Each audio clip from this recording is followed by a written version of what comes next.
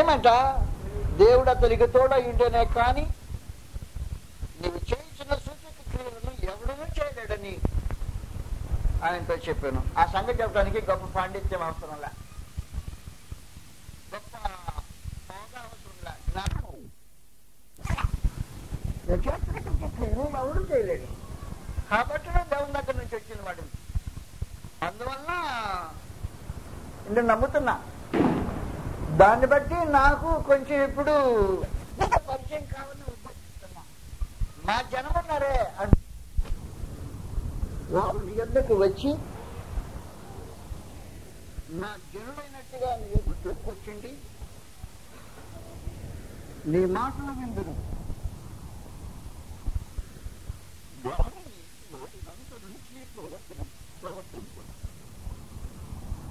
వారు నోటితో ఎంతో ప్రేమను కనపరుచుదురు గాని వారి హృదయము లాభమును అపేక్షిస్తున్నది.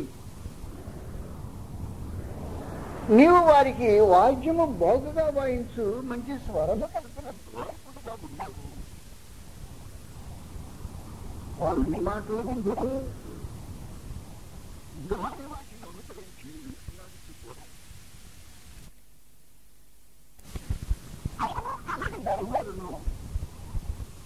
అది తెలుసుకుంటారు.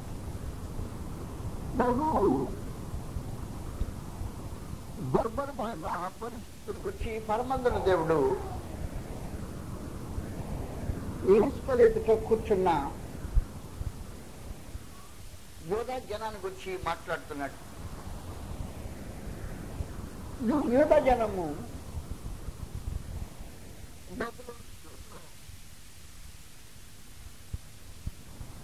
మరి గతి ఏం కాబోతుంది, వారి భవిష్యత్తు ఎలా ఉండబోతుంది, మేలు కలుగుతుందా లేదు కీడు కాబోతుందా? తమ భవిష్యత్తు విషయమై సరైన అవగాహన నిరీక్షణ లేని ఆ జనులతో ఈ సమాచారం అందించబడింది. జనులు దేవుని సముఖానికి వచ్చిన మాట వాస్తవమే. వారు ప్రవక్త వద్ద శ్రవణం చేయటానికి దైవ సందేశం ఏమై ఉంటుందో, పరమంతున దేవుడు వారికి ఏమి స్వల్పడతాడో దాని గురించి తెలుసుకోవాలనే కుతూహలం, ఆలోచన, ఉద్దేశం మంచిదే. కనుక దేవుని ప్రజలు ఎలాగ రావాలో, దేవుని ప్రజలు దేవుని సముద్రానికి వచ్చే ఒక ప్రత్యేక మార్గం ఉంటుందన్నమాట. ఆ జనులు రాదగిన విధంగా వారి యొద్దకు వచ్చి, మరి కూడి వచ్చిన మనలో ఎంతమంది దేవుని ప్రజలు రాదగిన విధముగా దేవుని సముఖానికి వచ్చారో తెలియలా. వారు మాత్రం దేవుని ప్రజలు ఎలాగో రావాలో అలాగే వచ్చారట. నా జనులు రాదగిన విధముగా వారు ఎద్దుకు వచ్చి, రెండో విశేషమైన సంగతి, నా జనులైనట్టుగా కూర్చుండి. రెండో సంగతి, ఎలా కూర్చున్నారు? దేవుని ప్రజలైనట్టుగానే కూర్చున్నారు.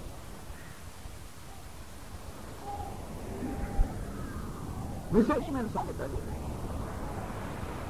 దేవుని ప్రజలు ఎలా గౌరవంగా, ఎలాగూ మర్యాదగా, ఎలాగూ భక్తిపూర్వకంగా దేవుని ప్రజలు అని అనిపించుకోవటానికి తగిన రూపంగా ఎలా కూర్చున్నారో అలా కూర్చున్నారట. ఒకవేళ మీరు అలా కూర్చోకపోతే ఆ జనులు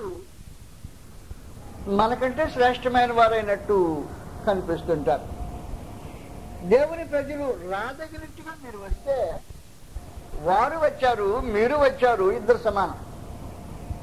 ఒకవేళ మీరు దేవుని ప్రజలు రాదగిన విధంగా రాలేదనుకో, వారు మాత్రం దేవుని ప్రజలు రాదగిన విధంగానే వచ్చారు. కనుక మనకంటే వారు శ్రేష్ఠులు అయి ఉంటారు. దేవుని ప్రజలు కూర్చున్నట్టుగా వారు కూర్చున్నారట. ఒకవేళ మీరు కూర్చున్నది దేవుని ప్రజలు అన్నట్టుగా కాకపోతే వారు దేవుని ప్రజల ఇంటిగా కూర్చున్నారని పరమదేవుడు ప్రవక్తకు తెలియజేస్తున్నాడు. అందువల్ల వారు వచ్చి కూర్చున్న తీరు ఒకవేళ మనకంటే శ్రేష్టమైన తీరు అయి ఉండవచ్చు. కానీ మూడవ కార్యక్రమంలో సంగతిని బయలుపరిచి అంతరంగంలో జరుగుతున్న వాటిని ఆయన ఇలా తెలియచేస్తున్నాడు. నా జరుడైనట్టుగా నీ ఎదుట కూర్చుండి, నీ మాటలు విందురు కానీ వాటిని అనుసరించి ప్రవర్తింపరు. వినటానికి మట్టుకు వింటారు అన్నమాట. వినటకు మట్టుకు విందురు. ఆ మాటలు ప్రవర్తనలో పెట్టకపోతే ముందు దేవుని మాటలు విలువ తగ్గలేదు. విన్న మాట ప్రవర్తన రూపం దాల్చకపోతే విన్నది కేవలము ప్రయోజనం లేకుండా ఉండిపోతుంది. అందువల్ల మహాదేవుడు ఏముద్దేశిస్తున్నాడంటే ఆయన మాట వినటంతో ఆ మాట మానవ జీవితంలో ప్రవేశించి కార్యరూపం కావాలి. మాటలు ప్రవర్తనగా మారిపోవాలి. మాటలు ప్రవర్తనగా మారిపోకపోతే దేవుని సముఖానికి రావటం వ్యర్థం. దేవుని మాటలు వినటం వ్యర్థం. మాటలు కార్యరూపం ధరించాలి. దేవుని యొక్క ఉద్దేశం వారు విందులు కానీ అది ప్రవర్తనగా మార్చబడదు. భోజనం అక్కడ కూర్చున్నా మంచి రుచిగల భోజనం అది తినదగినట్టుగా తినేసాం. కానీ చిన్న భోజనం వంట పట్టకుండా బయటికి వచ్చేస్తే ఏం పడిపోతుంది? చిన్న భోజనం కృష్ణకి చింతపరిచి ప్రేమతో వడ్డించి ఇష్టపడుతున్నా తినండి. కానీ వంట పట్టకుండానే కొంచెం బయటికి వెళ్ళిపోయి వంట చేసుకున్నాం అనుకో, దానివల్ల ఏంటి? సిద్ధపరిచిన వారికి, ప్రయాసపడిన వారికి, సంపాదించిన వారికి, ప్రేమించి వడ్డించిన వారికి, ఆకలి ప్రయాసపడి తిన్న మీకు ఏ ప్రయోజనం లేకుండా పోయింది. అలాగూ వాక్య అయిన భోజనం ఎలాంటిదో దేవుని వాక్యం విన్న తర్వాత దాని కార్యరూపం దాల్చని పరిస్థితి అలాంటిది. అది వాస్తవమైన సంగతి. కాబట్టి దాన్ని అనుసరించి వారు ప్రవర్తింపరు. అయితే ఏం చేస్తారు? ఏం చేస్తారో చెప్పారు. వారు నోటితో ఎంతో ప్రేమ కనపరుస్తారు. నోరు మాత్రం ప్రేమ ఒలికిస్తుంది. దేవుని మాటను అభినందిస్తుంది. ఎంత గొప్ప సత్యమండి అంది, మెచ్చుకుంది. నోటితో ఎంతో ప్రేమను కనపరుస్తుంది. నోరు వేరుగా ఉంది, హృదయం యొక్క ఆలోచన వేరుగా ఉంది. వాస్తవానికి ఏం జరగాలంటే హృదయం నిండిన దాన్ని బట్టి నోరు మాట్లాడాలి. హృదయం నిండిన దాన్ని బట్టి నోరు మాట్లాడేది యథార్థం ఉంటుంది.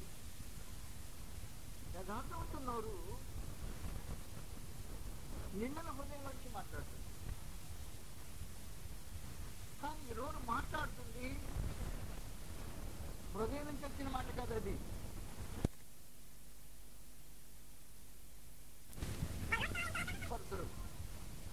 వారి హృదయము లాభమును అపేక్షిస్తున్నది.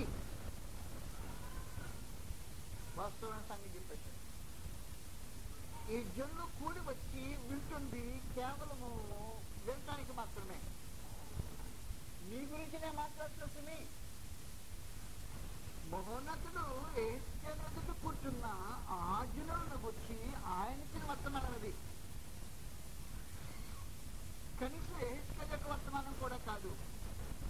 అది ప్రవక్త వర్తమానం కాదు, ప్రవక్తకు దేవుడు అనుగ్రహించిన వర్తమానం. ప్రవక్త బోధ వినటానికి వచ్చిన వారిని గురించి దేవుని వర్తమానం. మరి మన హృదయం ఎలాగుంది? హృదయాన్ని పరిశోధించగలిగిన మహోన్నతుడు నీ హృదయ ప్రతి స్థితిని గురించి ఆలోచన కలిగి ఉంటాడు అనే సంగతి నీ జ్ఞాపకం చేయడానికి సంగతులు మనం ఇప్పుడు చూద్దాం. వారి హృదయము లాభమును అపేక్షిస్తున్నది. నీవు వారికి వాక్యము బాగుగా వాయించుతూ మంచి స్వరము కలిగిన గాయకుడిగా ఉన్నావు. ఈ గాయకుడు పాటగాడు ఉన్నాడే, బహు మధురంగా పాడగలిగిన గాయకుడట. ఈ మధురంగా పాడగలిగిన గాయకుడు ఇంకా ఏం చేశాడంటే, దాంతో పాటు ఒక స్వరమండలాన్ని తీసుకొచ్చాడు. తన స్వరమండలంతో తన గాత్రాన్ని కలిపాడు. ఈ మీటుతూ అది పాడుతున్నాడు. ఈ రెండు కలిసేటప్పటికి చెవి వినసొంపుగా బహుమధురంగా ఉంది చెవికి. ఏం పాడాడండి, పాట అంటే అదండి పాట. అయినా ఆ పాట పాడటము, ఆ వాయిద్యం వాయించటం ఎంత గొప్పగా ఉందో అన్నాడంటే.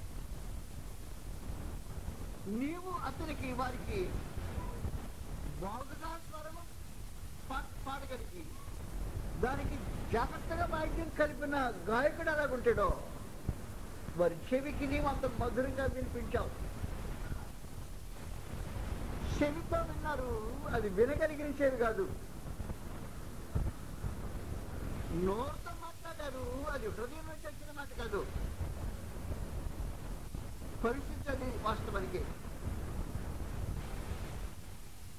నీవు వారికి వాక్యము బాగుగా వాయిస్తూ మంచి స్వరము కలిగిన గాయకుడవు. స్వరము బలగాత్రం అన్నమాట, కొరాడిది. గాయకుడిగా ఉంటావు. వారు నీ మాటలు విందురు గాని వాటిని అనుసరించి నడుచుకొనరు. వారు విందురు, నడుచుకొనరు. దేవుని యొక్క కంప్లైంట్ వింటం కాదు, వినటం వల్ల ఆయన ఎదురు చూసే ఒక ప్రత్యేకమైన ప్రతిఫలం ఉంది. మత్తయి సువార్త 15వ అధ్యాయంలో యెషయా భక్తుడు మాట్లాడుతున్న సంగతులు ఎత్తి చెప్పబడ్డాయి. మత్తయి సువార్త 15వ అధ్యాయం. యెషయా భక్తుడు యోధా వారిని గురించి తెలియజేసిన సమాచారం గురించి మాట్లాడుతున్నాడు. ముందు 13వ అధ్యాయం చదువుతాం. మత్తయి సువార్త 13వ అధ్యాయంలో 15వ వచనం నుండి 13, 14, 15 కలిసి ఉన్నాయి తెలుగులో. అందువలన ఈ ప్రజలు కన్నులార చూచి, చెవులార విని, హృదయంతో గ్రహించి, మనసు తిప్పుకొని నా వల్ల స్వస్థత పొందకుండానట్లు వారి హృదయము ప్రజలు, వారి చెవులు వినుటకు మందమైనవి. మీరు వినుట మట్టుకు విందురు కానీ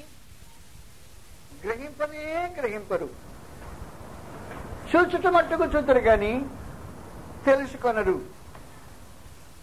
ఇది యెషయా భక్తుడు, ఇది యెహెజ్కేలు భక్తుడు మాట్లాడితే ఇది యెషయా భక్తుడు మాట్లాడుతున్నాడు. యెషయా భక్తుడు మాట్లాడింది మత్తయి అక్కడి నుంచి ఎత్తి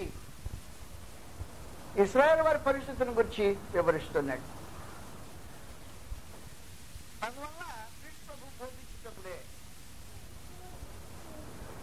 ప్రభుని యేసు బోధించే సమయంలో ఆయన బోధకు ఆశ్చర్యపడిన మనుషులు ఉన్నారు. మత్తయి సువార్త 7వ అధ్యాయంలో బోధ ప్రాముఖ్యమైందే, బోధ ప్రాబల్యం కలిగిందే, శక్తివంతమైందే. బోధ ఆశ్చర్యాన్ని కలిగించేదే. కానీ ఫలితం ఏంటి?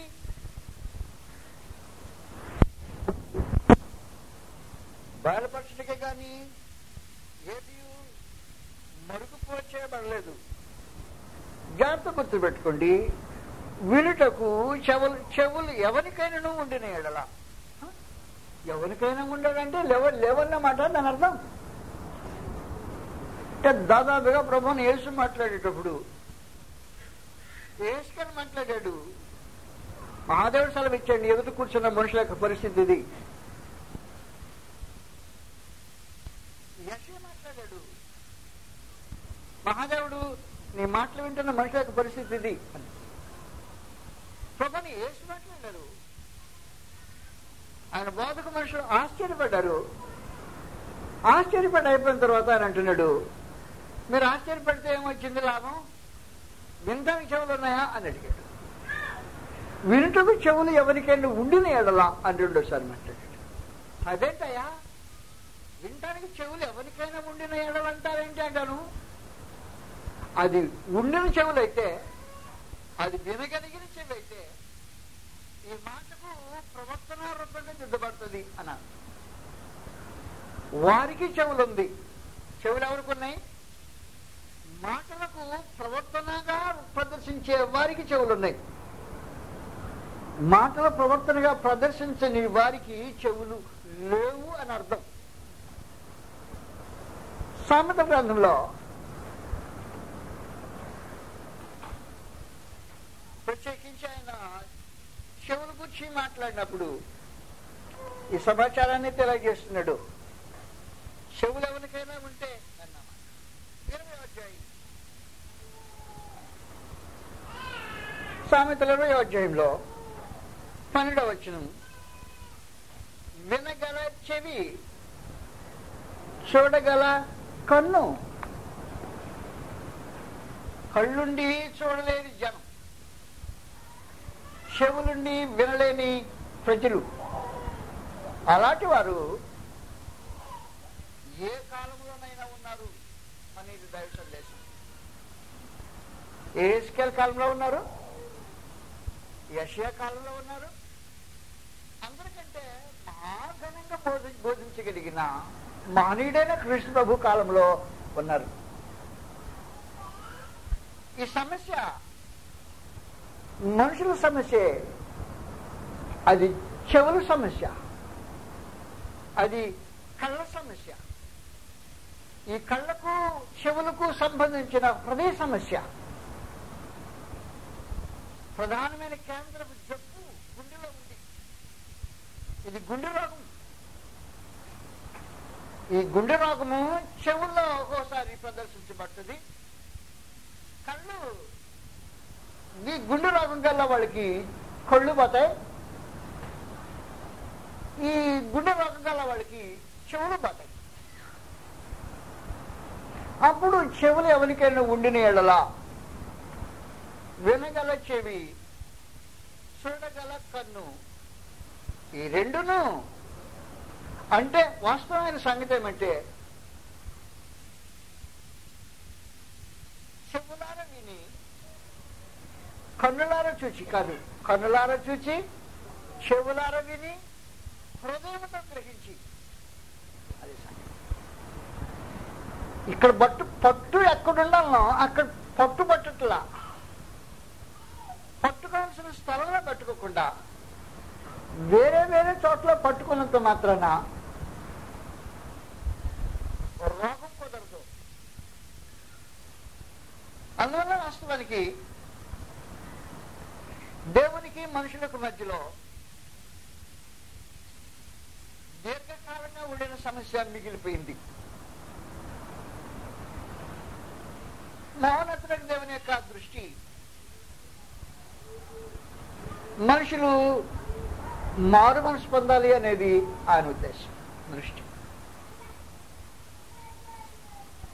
మనుషులు నశించిపోకూడదు అనేది దేవుని యొక్క దృష్టి. అప్పుడు ఆ మనిషి అన్నాడు, ఎవరు నశించిపోకూడదు అనుకున్నా కదయ్యా, అప్పుడే మా అందరిని రక్షించకూడదు అని. అప్పుడు సమస్య నీ దగ్గరే ఉంది, మా దగ్గర లేదు. అందరూ రక్షించబడాలి, ఎవడు నశింపవనని నీకు కోరిక లేదు అన్నప్పుడు ఏం చేయి? నీ కోరిక ప్రకారం అందరూ రక్షించేయి. ఆయన అన్నాడు, నేను మాత్రం నా లోకాన్ని భూలోకంలో ఉంచుకోగలుగుతా. ఆయన పరిశుద్ధ సముఖాన్ని మానవ జీవితో కూడిన మట్టి వారిని ఒక లోకంగా ఉంచుకోదలుచుకోలేదు అన్నట్టు. నేను రక్షించాలంటే నువ్వు మారు మనసు పొందాలి. నా రక్షణకు నీ మారు మనసుకు సంబంధం ఉంది అన్నట్టు. నువ్వు మార్చుకోకుండా నేను రక్షించడానికి నాకు వీల్లేదు అన్నట్టు. నువ్వు మార్చుకోకుండా రక్షించడానికి నా స్వభావము ముందు నన్ను అంగీకరించట్లేదు అన్నట్టు. దేవుని స్వభావము మార్పు పొందని వారిని రక్షించడానికి అంగీకరించదు అన్నమాట. ఎవడు నశింపమని నిశ్చయింపక అందరూ మారు మనసు పొందవాలని కోరుచు మీ ఎడల దీర్ఘశాంతము గలవాడై ఉన్నాడని ప్రత్యేకించి మాట్లాడింది లోకాన్ని గురించి కాదు. ఆ సందర్భంలో 2 Peter 3 మీకు తెలిసినట్టుగా 9వ వచనంలో కొందరు ఆలస్యమని ఎంచుకున్నట్లు ప్రభు తన వాగ్దానం గురించి ఆలస్యం చేయవాడు కాడు కానీ ఎవడును నశింపవని నిశ్చయింపక అందరూ మారు మనసు పొందవాలని కోరుచు మీ ఎడల దీర్ఘశాంతం గలవాడైనాడు. మీ ఎడల అని మాట్లాడుతుంది ఎవరిని గురించి అంటేను 2 Peter 1 ఆ మీ అనే మాటని యొక్క భావాన్ని వివరించాడు. మీ అనే ప్రత్యేకమైన మనుషుల వాళ్ళు 1 వచ్చింది సంగతి రాకూడదు. యేసుక్రీస్తు దాసుడును అపోస్తలుడైన సీమోను పేతురు మన దేవుని యొక్కయు రక్షకుని యేసుక్రీస్తు యొక్కయు నీతిని బట్టి మా వలనే అమూల్యమైన విశ్వాసము పొందిన వారికి శుభమని చెప్పి రాయినది. ఎవరికి రాస్తున్నది? మా వలనే. మావంటే మేమంటే ఎవరు? అపోస్తలుల వలనే. ఏం కలిగి ఉన్నారు? అమూల్యమైన విశ్వాసం కలిగిన వారికి శుభము అని చెప్పి రాశాడంటే కొందరు శుభమని చెప్పొద్దన్నాడే, వాళ్ళని తీసేశాడన్నమాట. శుభమని చెప్పే రాస్తున్న వాళ్ళకి మీ ఎడల శుభమని చెప్పే నేను చెప్తున్నానే. మీ ఎడల మా వలే అపోస్తలుల వలే అమూల్యమైన విశ్వాసం కలిగిన మీ ఎడల ఆయన దీర్ఘశాంతం కలవాడైనాడు. మీరు మారు మనసు పొందాలి అని దేవుడు కోరుతున్నాడు. లోకం వైపు మారు మనసు పొందాలని దేవుడు తెలియజేసిన వర్తమానం వేరుగా ఉంది. అపోస్తలుల కార్యములు 17వ వచనంలో అది లోకం ఎడల మాట్లాడిన సందర్భం ప్రత్యేకించి ఆ అజ్ఞాన కాలంలో దేవుడు చూచి చూడనట్టుగా ఉండెను. ఇప్పుడైతే అంతటను అంతటా అందరూ అన్నమాట. లోకమంతటికి సంబంధించిన ఏకధాటి సందేశం అది. మారు మనసు పొందాలని దేవుడు కోరుతున్నాడు. అయితే నేటి మన ప్రత్యేకమైన చర్చనీయాంశం, ఎవరు మారు మనసు పొందరు? మారు మనసు పొందని వారు ఎలాంటి వారు, లేక ఎలాంటి మనుషులు మారు మనసు పొందలేరు? మారు మనసు పొందలేని వారు ఎలాంటి వారు ఉంటారు?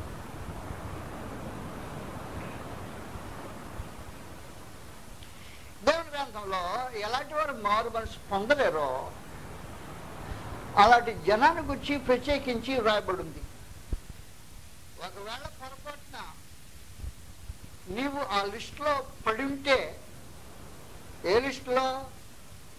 ఈ జనము మారు మనసు పొందలేరు అని ఆయన లిస్ట్ వేసాడు. ప్రత్యేకమైన జాబితా లెక్కేశాడు, గ్రంథంలో వేశాడు. అలాంటి లిస్టులో ఒకవేళ పొరపాటున నువ్వు పడుంటే ఆ లిస్టులో మనుషులు ఉన్న కొంతమంది ఇలాంటి వారు మారు మనసు పొందలేరు అన్నాడు. దీనిలో ఒకవేళ నువ్వు దేనికి సంబంధించినా సరే ఆ లిస్టులో నీ పేరు ఉంటే అర్థం ఏంటో తెలుసునా? దాని అర్థం ఏంటంటే నా జిల్లా రాదగినట్టుగా ఈ ప్రజలు నా దగ్గరికి వచ్చి నా జిల్లా అయినట్టుగా కూర్చుండి నీ మాటలు విద్దురు గాని వారు వాటిని అనుసరించి ప్రవర్తింపరు అనే తీర్మానము నీ విషయంలో ఆ రోజు వారి విషయంలో అలాంటి ఎలాగో సత్యమైందో ఈ రోజున అది నీ విషయంలో సత్యమై ఉంటుంది. భద్రంగా ఉండాల్సిన అవసరం ఉంది. అందువల్ల చరిత్ర మరోసారి ప్రదర్శించినట్టు నేడు మన జీవితాల్లో ఈ ప్రదర్శన జరగకుండా చూసుకోవటము అవసరమైంది.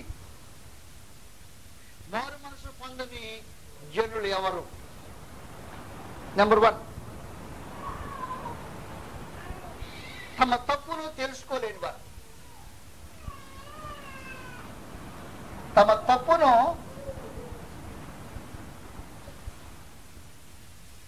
తెలుసుకోలేని మనిషి. తెలుసుకోకపోతే అంటే మారు మనసు పొందాడు. తెలుసుకోనలేని వారు.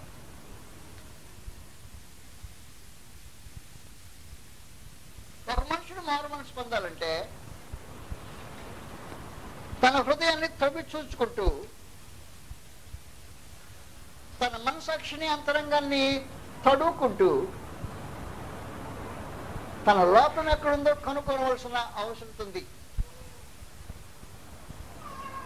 తన సొంత తప్పును గ్రహించుకోవటానికి ప్రయత్నించవలసిన అవసరం ఉంది. అలాగూ తన సొంత తప్పును తెలుసుకోవడానికి ప్రయత్నం చేయని వాడు ఎన్నడూ మారు మనసు పొందలేడు. మార్చుకోవాలన్న సంగతి తనకే తెలియనప్పుడు తన తప్పు అనే సంగతి గ్రహింపు కానప్పుడు మార్చుకోవాలనే భావన ఎలా కలుగుతుంటది? మార్చుకోవాలనే భావన కలగని వాడు మారు మనసు ఎలా పొందగలుగుతుంటాడు? పొందడానికి ఛాన్స్ అవకాశం ఉండదు. అందువల్ల దేవుని సముఖంలోకి వచ్చిన మనుషుడు తను చేయవలసిన విశేషమైన కార్యక్రమం ఏమంటే లోపల అంతరంగంలో దేవుని వాక్యాన్ని ఫ్రీగా తిరగనిచ్చేటట్టుగా వదిలిపెట్టాల. దాన్ని రిస్ట్రిక్షన్ చేయకూడదంటే దానికి హద్దులు నిలబెట్టకూడదు. అంత దూరం మాట్లాడద్దు, చాలు చాలు ఇక మీద డ్రాప్ అన్నది నీ హృదయం అయిపోయిందన్నమాట. నీ సంగతి, నీ చరిత్ర క్లోజ్. నువ్వు అగ్ని గంధకాలకు మండే గుండానికి ఆహుతి కాబోటానికి సమీపంగా ఉన్నావు. దేవుని వాక్యానికి ఫ్రీ కోర్స్ చేయాలి. నీ అంతరంగంలో అది విచ్చలవిడిగా తిరిగేటట్టు చేయాలి. సజీవమైన దేవుని వాక్యాన్ని సజీవంగా, బలమైన వాక్యాన్ని బలంగా వదిలిపెట్టాలి. అది నీ ప్రాణమును, ఆత్మను, కీళ్లను, మూలుగులను విభజించుతూ దూరుతూ వెళ్ళిపోతుంటారు. నీ హృదయం యొక్క తలంపును, ఆలోచనను పరిశోధించి చేస్తుంటాడు. ఈ మధ్యలో ఒక ఆయన దగ్గరికి సహోదరులు వచ్చారు. హాస్పిటల్కి తీసుకెళ్ళారంట. హాస్పిటల్కి తీసుకెళ్తే పరీక్ష చేయటానికండి ఆ నోట్లో గుండా లైట్ పంపించారు లోపలికి అన్నాడు. నోట్లో గుండా అంటే కడుపులోకి లైట్ పంపించారంట. లైట్ పోతే లైట్ అంటే అక్కడక్కడ తిరుగుతుందంట. లోపల ఏముందో లైట్ చెక్ చేస్తుందంట. అది బయట ఏదో రికార్డులు పంపుతుందంట. ఆ ఫ్రీ కోర్స్ అన్నమాట. ఏమి లేదు, అతనికి కడుపులో క్యాన్సర్ ఉందని నాకు అనుమానం వచ్చి ఈ పరీక్ష చేశారంట. కాబట్టి లోపల ఎక్కడ ఏముందో పరీక్ష చేయడానికి దేహంలో ఉండే పరిస్థితికి మనుషుడు లైట్లు కలిపి మనుషుడు వైద్య సంబంధమైన ఆయుధాలను, సాధనాలు కనిపెట్టాడు. కానీ పరమందుల దేవుడే నీ లోపల ఎక్కడ ఏమి దాగుందో దాన్ని తెలుసుకోవడానికి కానీ ప్రత్యేకించి ఆయన కనిపెట్టిన సాధనం ఒకటి ఉంది. దాన్ని లోపల పంపిస్తాడు. దాన్ని పంపించినప్పుడు ఫ్రీగా తిరుగుతుండాలి. తిరుగుతున్న దేవుని వాక్యము ఎక్కడో ఒక చోట నిలబడి ఇదిగో ఇక్కడ ఇతని సమస్య అంటది. అందరికీ ఒకే రకమైన సమస్య కాకపోవచ్చు. ఒక్కొక్క వ్యక్తిగత జీవిత విధానంలో ఏదో ఒక రకమైన పొరపాటు, ఏదో ఒక రకమైన లోపము, దేవుని దృష్టికి వ్యతిరేకమైన అంగీకారం కానీ ఏదో ఒక తప్పు దోషము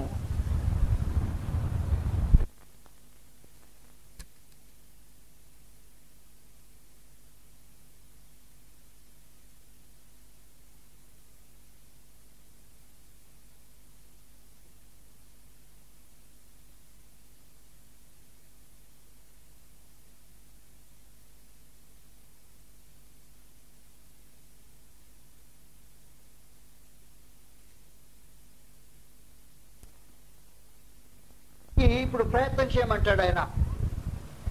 నీ లోపల రాగం ఉందో ఈ లోపల దాన్ని కనుగొనడానికి ప్రత్యేకించి ఆయన ప్రస్తుతము కీర్తనలు 19వ అధ్యాయము తన పొరపాటును గురించి మాట్లాడినప్పుడు సంగతి తెలియజేశాడు.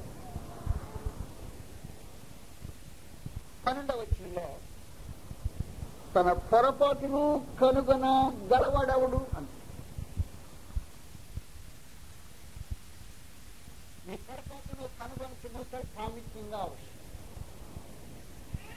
మారు మనసుకు అది అది కేంద్రస్థానమై ఉంటుంది. తన పొరపాటును కనుగొనగలవాడవుడు. నువ్వు మారు మనసు పొందాలంటే నీ పొరపాటును కనుగొనాలి.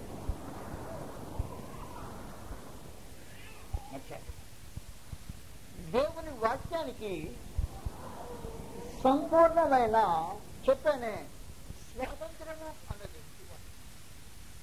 ఈ స్వాతంత్రం ఇచ్చిన దేవుని వాక్యము నీ అంతరంగా లోపల నీ కనబడిన సంగతి ఉంది. సమస్త దోషములకు, చెడుతనములకు, అక్రమములకు, పాపములకు కేంద్రస్థానము గుండె హృదయం.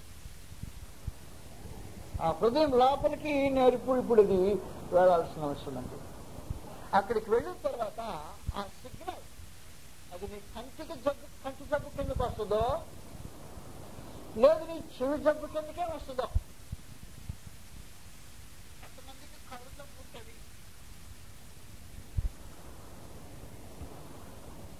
వాళ్ళు కళ్ళజబ్బు కలిగిన వాళ్ళు, కళ్ళతో పాపం మానలేని వాళ్ళు అన్నట్టు. అది నిరంతరమైన కంటి జబ్బు, పాపం మానలేని జబ్బు. కానీ హృదయంలో దాని కేంద్రం వాక్యం అక్కడికి వెళ్తుంది.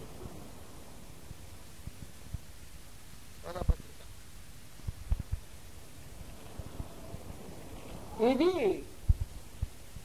భక్తజన్మనే వారి మధ్యలో జరిగే సంగతి గురించి నేను మాట్లాడుతుంది.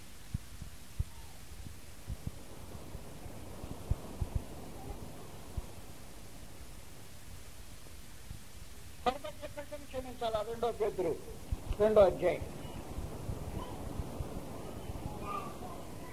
13వ వచనంలో 14వ వచనంలో వ్యభిచారిణిని చూచి ఆశించుచు పాపము మానలేని కన్నులు గలవాడు. జబ్బు ఏం చెప్పండి? కంటి జబ్బు కదూ. ఈ కంటి జబ్బు రక్షణ జబ్బు కాదు. ఈ కంటి జబ్బు సుఖం జబ్బు కాదు. ఈ కంటి జబ్బు దూరపు చూపు జబ్బు కాదు, దగ్గర చూపు జబ్బు కాదు. ఈ జబ్బు గుండె జబ్బు, హృదయం జబ్బు. ఇది ఇక్కడ పుట్టి కంట్లో దాకుంది. వాడు పాపం మానలేని కన్నులు గలవాడు. కేంద్ర స్థానము గుండెలో ఉంది. కాబట్టి దేవుని వాక్యము ఇప్పుడు సజీవమై ఎక్కడికి పోవాలంటే అక్కడ నువ్వు మారు మనసు పొందాలంటే నీ గుండెలోనికి, నీ కన్ను మారు మనసు పొందాలంటే నీ గుండెలోకి పోవాలండి. కొంతమందికి చెవులు జబ్బులు ఉంటాయి, కొంతమందికి చెవులు దురదగుంటాయి. నీకు చెవికి దురద ఎప్పుడైనా వచ్చిందా? నీ భౌతికమైన చెవికి దురద ఎప్పుడు రాకపోవచ్చు, నీ భౌతికమైన కంటికి ఎప్పుడు జబ్బు రాకపోవచ్చు, బాగానే ఉండొచ్చు భౌతికమైన కంటికి. కానీ లోపల కంటికి, ఆత్మ సంబంధమైన యంత్రాంగ కంటికి రోగం, పాపం మానలేని రోగం కంటికి. మారు మనసు పొందడం అవసరం. అది హృదయంలో పట్టనే కార్యక్రమం జరుగుతుంది. 2వ తిమోతి పత్రికలో రోగం, 2వ తిమోతిలో 4వ అధ్యాయం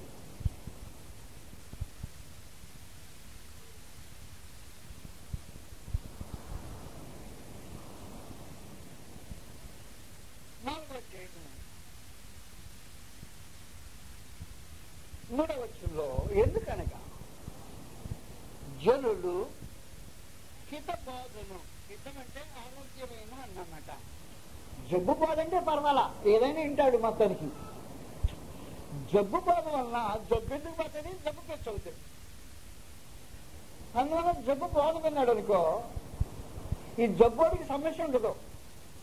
కారణమేమి? ఆ జబ్బు బాధ జబ్బు గలవాడికి కొంచెం సహాయం చేస్తుంది, ఎక్స్ట్రా తోడ్పడుతుంది, జబ్బు పెంచుద్ది. అందువల్ల 3వ వచనముడు, ఎందుకనగా జనులు హిత బోధన సహింపక, ఆరోగ్యమైన బోధన సహింపక దురద చెవులు గలవారే. చెవులకు వచ్చినాయి అన్నమాట రోగం. ఏం రోగం అది? ఏది పెడితే అది వినే రోగం. అది దురద చెవులు కాదు పిచ్చేకి. తమ స్వకీయమైన దురాశ ఎక్కడ పుట్టింది? తన హృదయంలో పుట్టింది పుండు. ఆ హృదయంలో పుట్టిన పుండు చెవిలో తెలుస్తుంది. ఏమైనా చెవిలో చెవి కారుతుందంటే చెవిలో కదిలిన సమస్య అంది. ఏం సమస్య అంటే గుండెలో పుట్టింది పుండు, అందుకు చెవిలో ఉన్నతుంది. కానీ దురద చెవులు కలవరాయి. నీ పొరపాటు నీకు తెలియాలా? అది చెవి సమస్య, నీ కంటి సమస్య.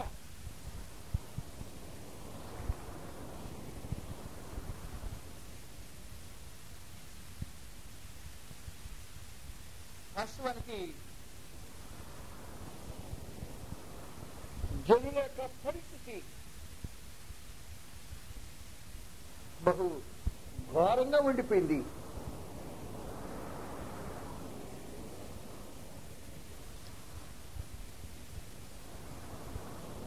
దురదశవులైతే స్వకీయమైన దురాశకు అనుకూలమైన బోధ ఎవరు చేస్తారు? ఆ బోధ చేస్తే నా దురాశకు అనుకూలంగా, ఆ దురద చెవికి ఈ అనుకూలమైన బోధ ఆ దురదని మనసుగా ఉంటుంది. మారు మనసు కంటే ఛాన్స్ ఉండదు. ఇలాగూ అనేక రోగాల గురించి మాట్లాడేది. కానీ మనం సామెతల 20వ అధ్యాయం 10వ వచనం చదివినట్టు, వినగలిగిన చెవి, చూడగలిగిన కన్ను, ఈ జబ్బులు పోవాలంటే ఈ రెండును యెహోవా అనుగ్రహించినవే. ఒకడు మారు మనసు పొందాలంటే తన పొరపాట్లు కనుగొనాలి. కనుక తన పొరపాట్లు కనుగొనలేని వాడు మారు మనసు పొందలేదు. దేవుని సముఖానికి వచ్చినప్పుడు హృదయపూర్వకమైన నీ ధ్యానం ఏమై ఉండాలంటే, నా రోగం ఎక్కడుందో నాకు తెలిసేటట్టు కృప చూపించు. నీ రోగం తెలుసుకోవడానికి ప్రయత్నం చేయి.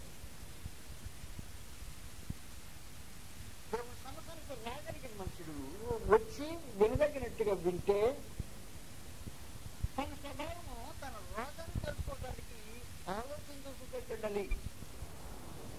తన పొరపాట్లు కనుగొనగలవాడెవడు అని అడిగాడు. కానీ దేవుని వాక్య సత్యము హితబోధ, ఆరోగ్యకరమైన బోధే నీకు అలర్జీ అవుతుందా? అలర్జీ అంటే ఆ మందు వేసుకున్న వెంటనే దొరకైపోయిందండి, డాక్టర్ గారు ఇంజక్షన్ వేసే వల్ల దొరక వచ్చింది, ఏమైందంటే అలర్జీ అయిందన్నమాట. అప్పుడప్పుడు దేవుని వాక్యం అంటే అలర్జీ వచ్చేవాళ్ళు ఉన్నారు, వాళ్ళు మారు మనసు పొందలేరు. దేవుని వాక్యం అంటే అలర్జీ నీకు వస్తేనే మారు మనసు పొందలేవు. మత్తయి సువార్త 15వ అధ్యాయం. అలర్జీ. సత్యం అంటే నీకు అంత పెద్ద అలర్జీయా? మారు మనసు పొందలేవు.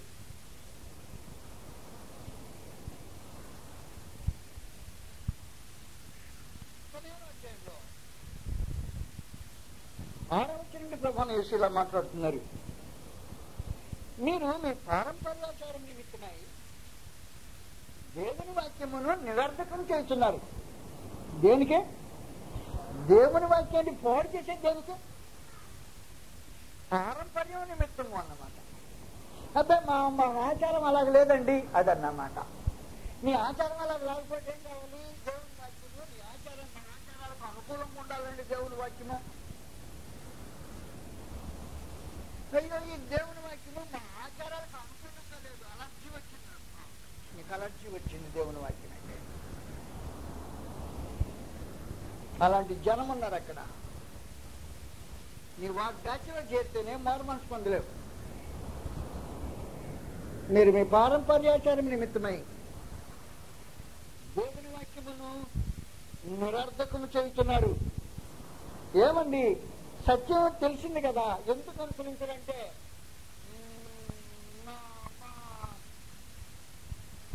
ఇక ఆయన సంగతి చెప్తాడు అన్నమాట. ఆయన ఇంటి సంగతో, ఆయన గుడి సంగతో, ఆయన బోధకుడి సంగతో, లేకపోతే ఆయన ఆచారాల సంగతో మాట్లాడేస్తాడు. ఏమైంది? అలర్జీ అయింది నీకు. నీ పారంపర్యాలు ప్రాముఖ్యం నీకు. అందువల్ల దేవుని వాక్యం నిరర్ధకమైపోతుంది. నువ్వు ఎటు మారు మనసు పొందావు ఇంకా అని అడిగాడు.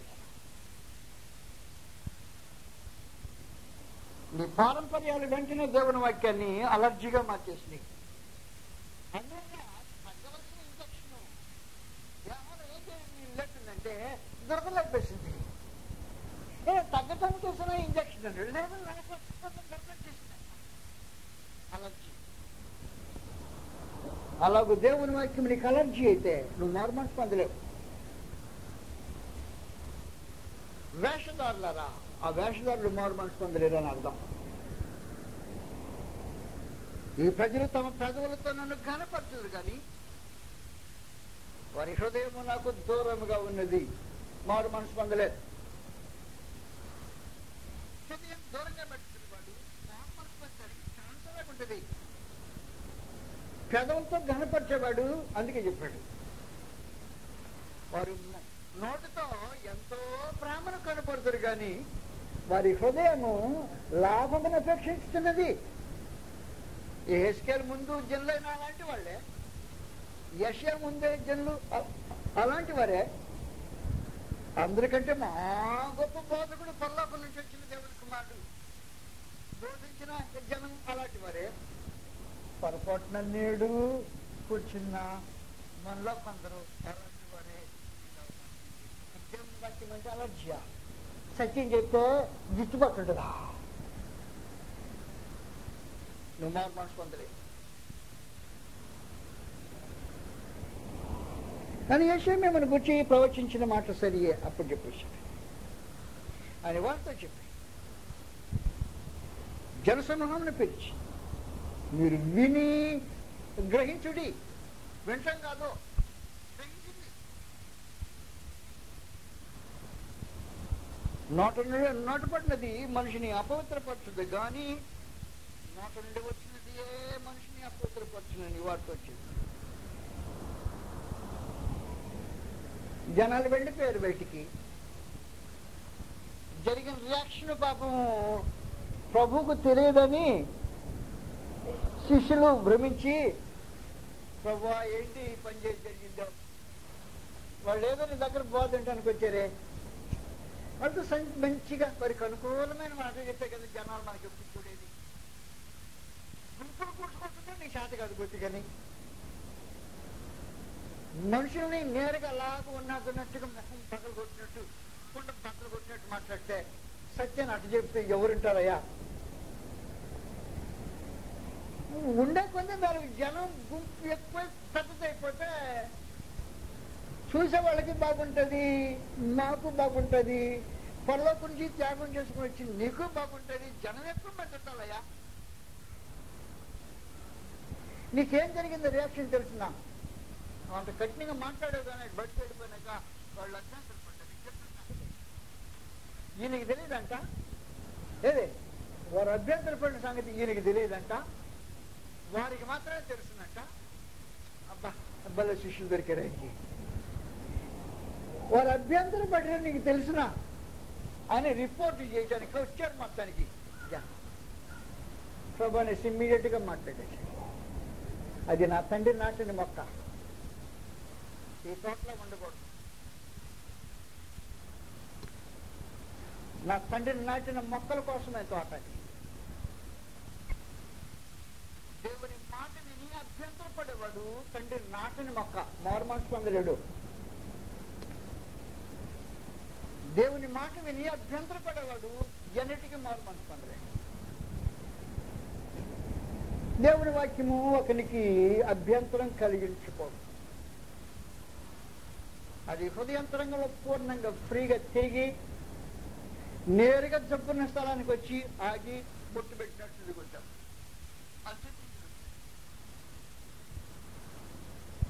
దేవుని వాక్యం ఏం చేసేదో తెలిసిన, అక్కడ గుడ్డులో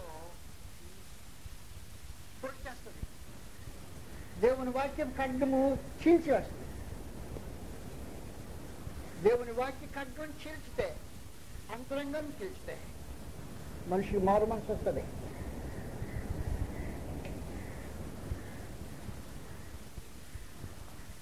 అంతగాని శిష్యులు వచ్చి పనిలో వచ్చి పరిసయ్యులు ఆ మాట విని అభ్యంతరం పడ్డదని నీకు తెలియనా అని ఆయన అడుగుగా, ఆయన పరలోకమందున్న నా తండ్రి నాటని ప్రతి మొక్కయు పెళ్ళగింపబడుతుంది. తండ్రి నాటని మొక్క నువ్వు మారు మనసు పొందలే అన్నాడంటే, అందువల్ల నీవు దేవుని వాక్యం వింటున్నావు, తిరుక్కుంటూ వచ్చి నీ పొరపాటు ఏదో అక్కడ దేవుని వాక్యం ఆగి ఇక్కడ నీ పొరపాటు అన్నారా? అలాగనే నువ్వు మారు మనసు పొందలే. అలా అంటున్నప్పుడే అభ్యంతరం పడ్డామనుకో మారు మనసు పొందలేవు. అది తండ్రి నాటిన మొక్క, నువ్వు మారు మనసు పొందలేవు. మారు మనసు పొందలేంది ఎవరు? నెంబర్ 3,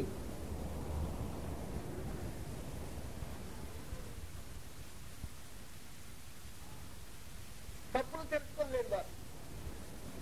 దేవుని మాటలకు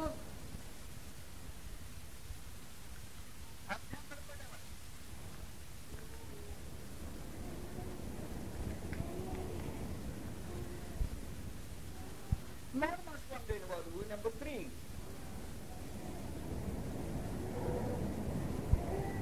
తమ హృదయ ఆలోచనలో తప్పిపోయేవారు.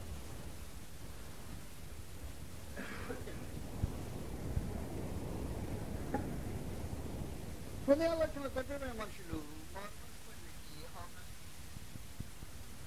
ఫిబ్రవరి రాసిన పత్రికలో 3వ అధ్యాయం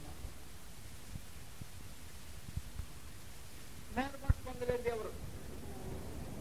ఒకవేళ పొరపాటున నువ్వు లిస్ట్ లో ఉన్నావు అనుకో, గ్యారంటీకి నీకు నరకమే.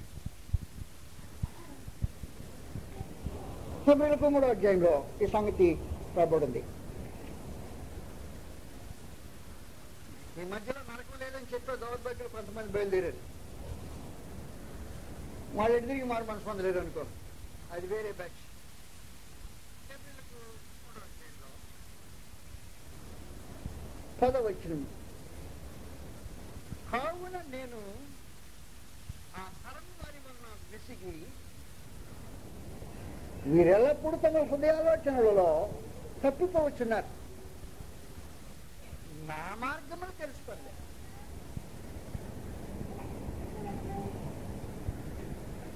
హృదయాలోచనలు తప్పిపోయేవారు.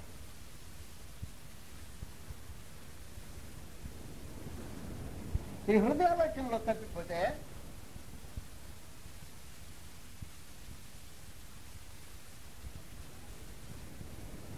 మారు మనసు పొందలేదు.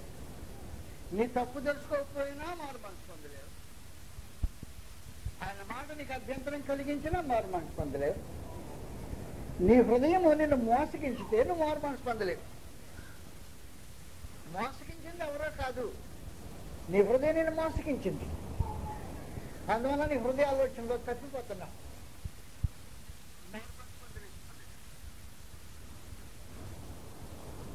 నా మార్గము తెలుసుకొనలేరు కనుక పాపంతో ప్రమాణం చేసినట్టు మరి నా విశ్రాంతిలో ప్రవేశింపరని చెప్పుతున్నాయి. సహోదరులారా, జీవన దేవుని విడిచిపోనట్టి విశ్వాసంలోని దుష్ట హృదయము మీలో ఎవరి ఎందైనా ఒకవేళ ఉండిన. అబ్బా, ఏం జాగ్రత్తగా మాట్లాడేటం. ఎవరి మీద నేరస్థాపన చేయడం. ఒకవేళ ఎవరి ఎందైనా ఉండినేమో మీలో ఉంది అలా. ఒకవేళ నీలో ఉండొచ్చు. ఒకవేళ ఉంటే అపాయకరమైన సంగతి. నువ్వు హార్మోన్స్ పొందలేవు కాబట్టి.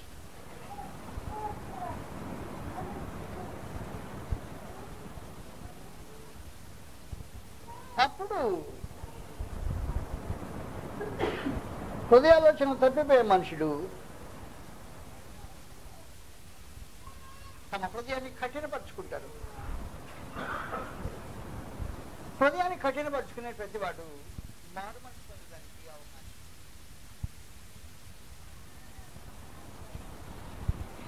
ఏమనుకుంటాడంటే ముందు ఏదో ఇబ్బంది వచ్చింది, కష్టమో అపాయమో నష్టమో గండమో ఏదో మొత్తానికి ప్రళయంగా వచ్చి మీద కొట్టింది. ఈ ప్రళయపు దాటికి తట్టుకోలేక దేవుడా దేవుడా దేవుడా నాయనా ఈసారి ఒక గండం గట్టెక్కించావంటే ఇక మీదట నేను అని ఏదో ఒక వాగ్దానం చేశాను. అనుకున్న ఈ ప్రళయము అనుకున్నట్టుగానే గట్టెక్కింది. కష్టము తీరిపోయింది. ఆ వడగండ్లు పడటము ఆగిపోయాయి. పిడుగులు వడగండ్లు భయంకరంగా వర్షం ఆ రాత్రి ఐగుప్తులు కురిసి బీభత్సం చేసిన తర్వాత ఆ దెబ్బకు దాటికి లోపల కూర్చున్న మనుషులకు గుండెలు సైతం కరిగి అమ్మో ఇక ఇంత తట్టుకోలేము, పంపిస్తాను నేను ఇశ్రాయేలుని బయటికి అని మోషే ఫరో తీర్మానం చేసుకొని, అయ్యా అట్టయితే ఆగమను, ఈ వడగండ్లు తగ్గిపోతే అమ్మా అప్పుడు పంపిస్తాను అని. సరే మోషే వెళ్ళాడు బయటికి, చేతులెత్తాడు, మహాదేవుని సముఖంలో ప్రార్థించాడు.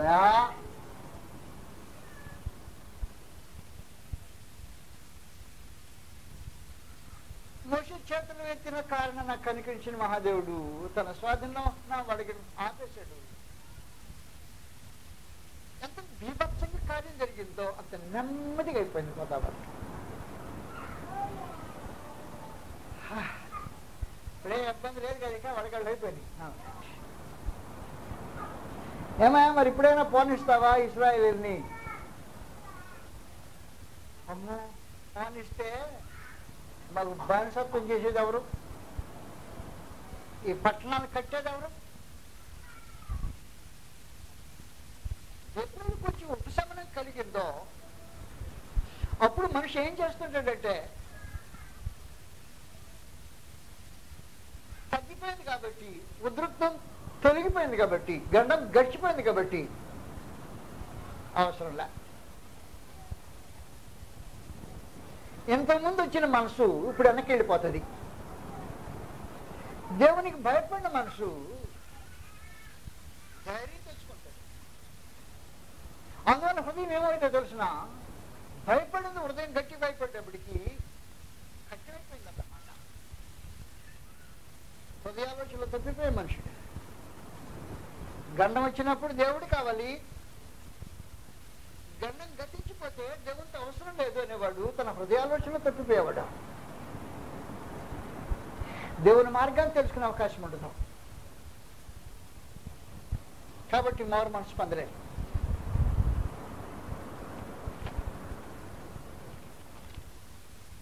నిర్గమకాండము 8వ అధ్యాయంలో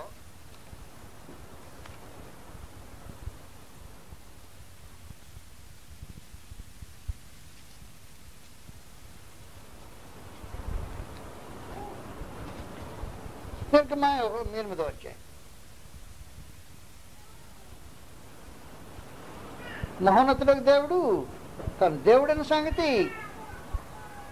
తెలపడానికి ప్రయత్నం చేశాడు.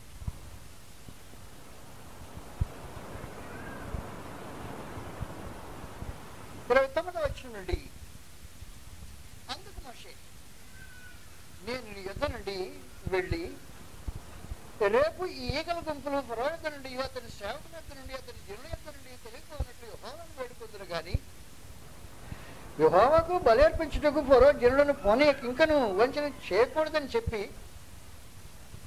ఫరో యొద్ద నుండి బయలు వెళ్ళి యెహోవాను వేడుకొనెను. యెహోవా మోషే మాట చొప్పున చేయగా ఈగల గుంపులు ఫరో యొద్ద నుండి, అతని సేవకుల యొద్ద నుండి, అతని ప్రజల యొద్ద నుండి తొలగిపోయారు. ఒకటి మిగులు. అయితే ఫరో ఆ సమయము కూడా తన హృదయమును కఠినపరుచుకొని జనులను పోనీయడాయను. ముందు పోనిస్తానంటాడు, ఆ దెబ్బకు తట్టుకోలేక పోనిస్తానన్నాడు. వచ్చినాయి పోయినాయి. ఇప్పుడు ఎందుకు పోనీయాలి, హాయిగా ఉంది. రాగుంటే లోపలుంటే చస్తానని భయం ఉండి దేవుడన్నా ఇప్పుడు బయటకు పోయింది. ఏం కావాల్సి వచ్చాడు దేవుడు అన్నట్టు హృదయాలోచన తప్పిపోయే మనిషి మారు మనసు పొందలేడు.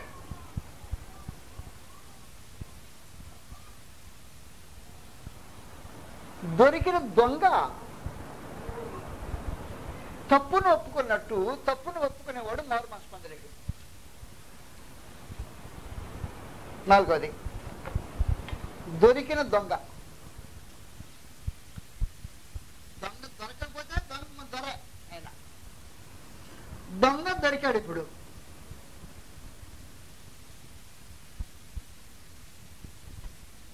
దొరికిన దొంగ తప్పు ఒప్పుకుంటే దొంగల తప్పు ఒప్పుకునేవాడు మారు మనసు పొందలేడు. ప్రత్యేకించే సమయంలో తప్పును ఒప్పుకోవటం వల్ల మారు మనసు కాదు. అది దొరికాడు కాబట్టి ఒప్పుకున్నాడు, దొరకకపోతే ఒప్పుకోడు. దొరికిన దొంగ పట్టుబడి చేసేటప్పుడు పట్టుకుని భయంకరంగా నాకు ఇచ్చేటప్పటికి చేసామంటారు ఉన్నాయి జేబులో పట్టుకున్నాడు. వస్తువులు ఇంకా దూరంగా పోలా చేశాడు, పట్టుకున్నాడు. వెంటనే పోలీస్ అధికారి పట్టేసుకున్నాడు. ఉన్నట్టు కనుక్కొని అయిపోయింది. బెంచ్ వదిలిపెట్టాడు. అయ్యా తప్పనయ్యా మార్చుకుంటాడా? మారు మనసు పొందుతాడా? పొందడం. తప్పు చేసేటప్పుడు పట్టుబడిన వాడు మారు మనసు పొందటానికి మనసు పెట్టేది కష్టమవుతుంది.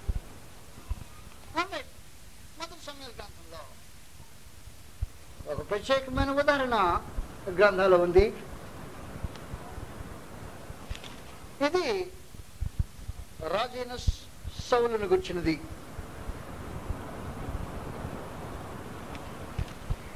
వాస్తవానికి మీకు కథ తెలుసును. దావీదును చంపాలని సంవత్సరాల తరబడి సౌలు రాజైన సౌలు కృషి చేస్తున్నాడు. అనేక రకాలుగా కృషి చేసిన దావీదు అతని సోలపు పోట్లకు అందనంత దూరంగా పెరిగిపోయి చంపడానికి అనుకూలం కాని పరిస్థితుల్లో తిరగటం మొదలెట్టాడు. ఇలాగూ తిరిగి దావీదును పట్టుకోవడానికి ఒక 3,000 మంది సైనికులతో రాజు అతను తరుగుతున్నాడు. ఒకసారి దావీదు చేతిలోనే సౌలు దొరికిపోయాడు. చంపే స్థితి రెడీగా ఉంది. వారు దావీదు అతని మనుషులు గుహలో దాక్కునున్నారు. అతని కోసం సౌలు అతని సంబంధించిన సైన్యము తిరుగుతూ సైనికులు అటు వెళ్ళిపోయారు. అయ్యగారికి కొంచెం తొందరగా ఒంటికి వచ్చిందంట. ఈ ఒంటికి వచ్చి తొందరగా గుహలో కూర్చున్నాడు. గుహలో కూర్చొని ఒంటికి అనుకుంటున్నాడు. ఇక్కడ ఈయనగారు ఉండాడు. ఎవడు? దావీదు. దావీదు మనుషులు అంటున్నారు, గుసగుస ఛాన్స్ దొరికింది, దేవుడు నీ శత్రువు నీ చేతికి అప్పగించిన రోజు వచ్చేసింది, నాకు కొంచెం పర్మిషన్ ఇచ్చావా, ఒక సోలతో దెబ్బతో నాటేస్తాను పెద్ద. నేను నా ప్రభువును చంపను. అతను నన్ను చంపితే చంపాడు, కానీ నేను మాత్రం చంపను. నన్ను దొరికించుకుంటే చంపేద్దామని ఆలోచించేశాడు, కానీ నాకు దొరికినా నేను చంప. అయినా తన నా చేతిలో దొరికాడని, దొరికినా సరే శత్రువు దొరికితే నేను చంపలేదని అతనికి రుజువు కోసము మెల్లగా వెళ్ళాడు. ఆ కత్తి ఎంత పొదురుగా ఉందో నాకు మొత్తానికి తెలియలా. బట్టలు కసిక్కును కొట్టాడు.